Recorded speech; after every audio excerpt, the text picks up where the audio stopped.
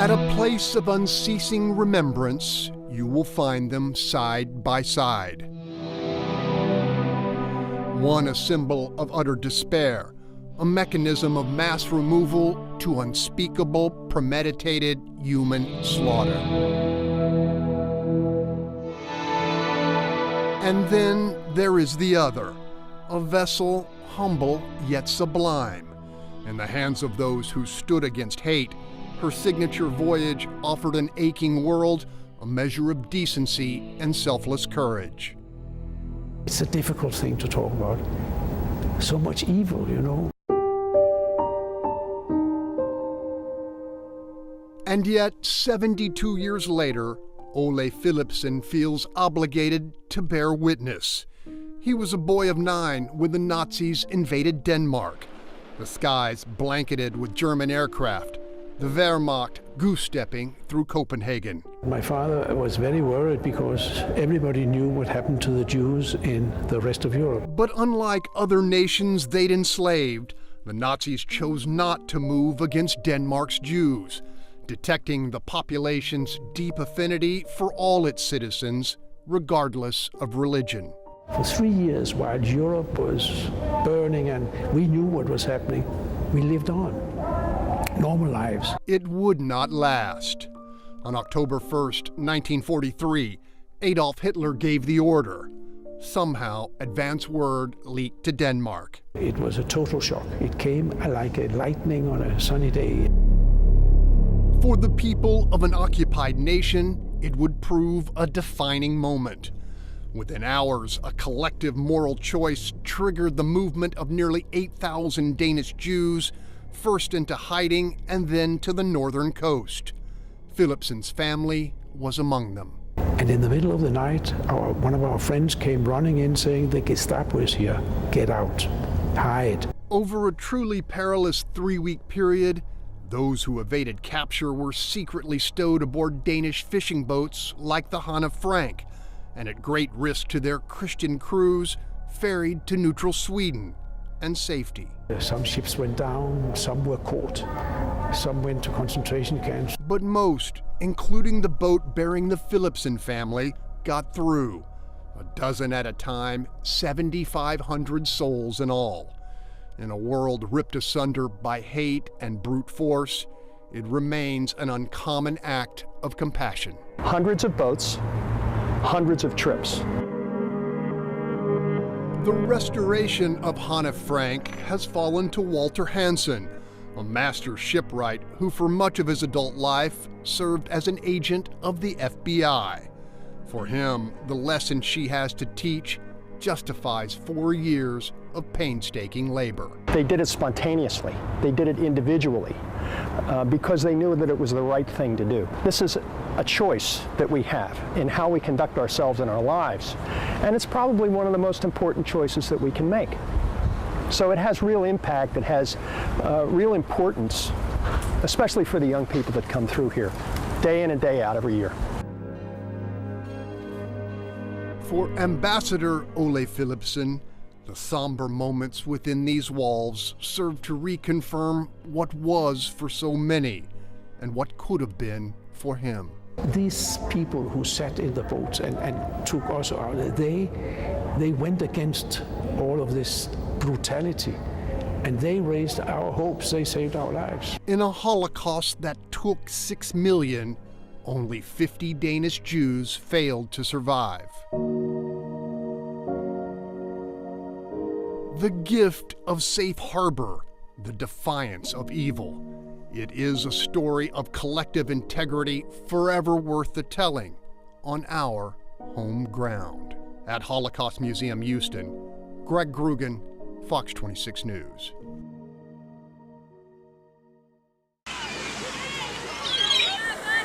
On a Galveston beach amid superior surf, magic occurs.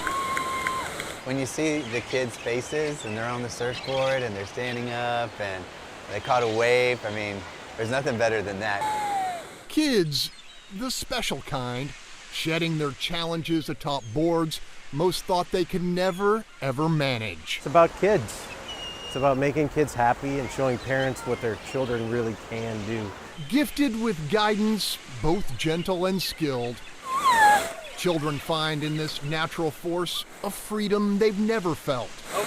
Connection that's come to be known as waves of impact. A lot of these kids probably didn't think that they could surf, and now that they've done this, they think, what else can I do? Oh my gosh, I think the kids get just such a sense of accomplishment, because it is a scary thing to be out there on the board and to stand up and balance and waves crashing around you. And again, I think that just speaks to the volunteers. They just have such a good, calm energy. It feels fantastic, I tell you what. Anyone with lingering doubt need only watch and hear young Christian Bennett. I surf the storm like crazy, I tell you what. I like the water, but it's like cool water. For him, hesitation has long given way to a fearless pursuit of fun. I'm not tired, I am pumped up. For these children, fated to struggle so very hard in a world that confounds and confuses, these few moments aloft on the sea can feel like home. In Galveston, Greg Grugan, Fox 26 News.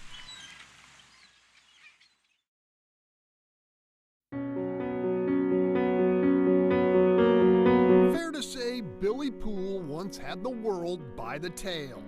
Good job, plenty of friends, physically fit. But on Christmas morning 7 years ago, life turned mean on a dime, and the one-time football standout got blindsided. As soon as I went to the emergency room, they knew I was having a stroke. They rolled me straight back. I was 35. They said, he's having a stroke. And it did damage, the permanent kind. Billy couldn't work, couldn't do a lot of things. I felt like I was nothing after I had the stroke, like I was no use to anybody. There would be no let up.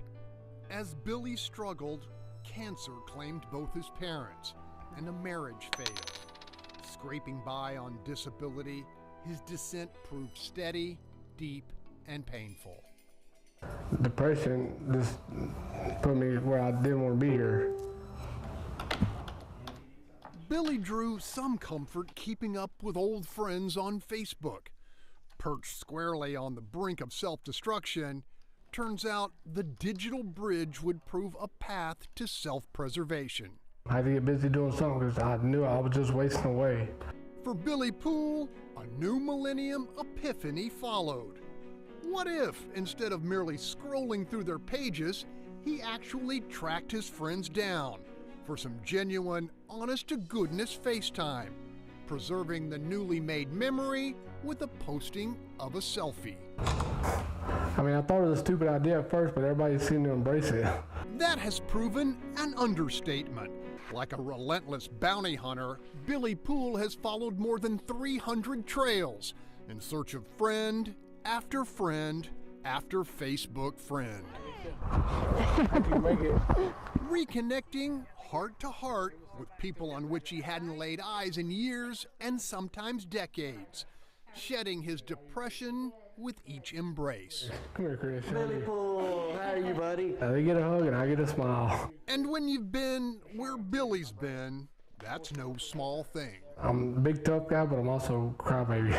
From a plane high in the North Texas sky to a helicopter hangar on Fort Hood, there's no friend too far flung to discourage Poole's pursuit. Each successful reunion recorded via selfie and posted on his page. In the close-knit community of Mont Belvieu, where Billy's lived much of his life, word of his outreach has resonated rapidly. This is going to help him, and I'm so proud of it. He smiles all the time, and I want him to smile on the inside now. Before I had to hunt them down, but now they're starting to actually tell me where they are. Ready? 1, 2, 3. Well, I've had a crush on you, but I didn't ever let you know. And even stopping by. Billy's known Chris since kindergarten. Same with Christy. Close once, with adulthood, they drifted apart. Billy's battle, his vulnerability, has brought them back. I can't believe all the good that he's doing from it, and it's just making other people think. It makes you say, hey, we need to hang out more, we need to be in touch more, we need to lift each other up, and that's what life's really all about. You see, for Billy Poole, a phone camera, a friend's address, and a tank of gas have delivered far more healing than any pill.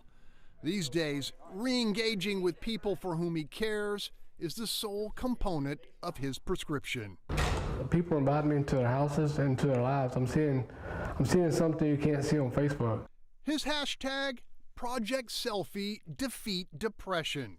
At Barbers Hill Elementary, where Billy once spent many a day, 4 more friends emerge. Oh, you look so good. Steadily filling that empty spot, one hug, one selfie at a time. Turns out, he's not that particular. They sucked my gut in. 341 down, and a life worth living to go. In Mont Bellevue, Greg Grugan, Fox 26 News.